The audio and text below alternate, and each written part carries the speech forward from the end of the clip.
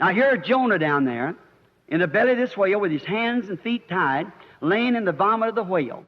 Agora aqui, Jonas, lá embaixo, na barriga daquela baleia, com suas mãos e pés amarrados, deitado no vômito da baleia. Now, I've often heard people say, I was prayed for last night, and my hand's no better.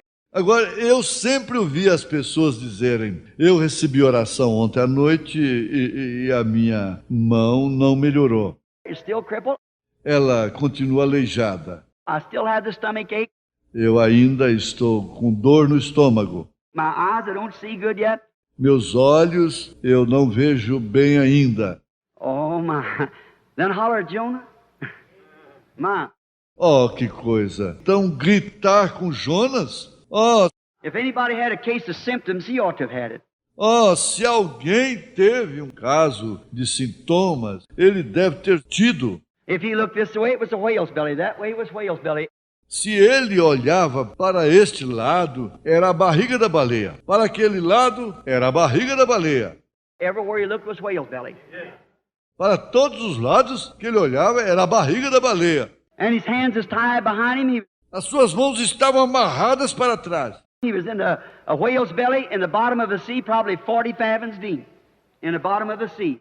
Ele estava na barriga da baleia, no fundo do mar, provavelmente a 40 braças de profundidade, no fundo do mar. Now talk about symptoms, and then you called him backslid.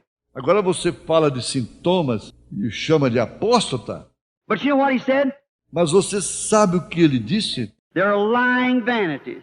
Eles são presunçosos. I won't even look at them. Eu não quero nem mesmo olhar para eles. But once more will I look to thy holy temple, Lord. Mais uma vez olharei para o seu santo templo, Senhor. Now, Jonah knew that when Solomon dedicated the temple, he prayed and said, Lord, Agora Jonas sabia que quando Salomão dedicou o templo, ele orou e disse, Senhor, if thy people be in trouble anywhere and look to this holy place, then hear from heaven. se o teu povo estiver em problemas em qualquer parte e olhar para este lugar santo, então virás do céu. And he had that much confidence in the prayer of a man that backslid, that made a prayer.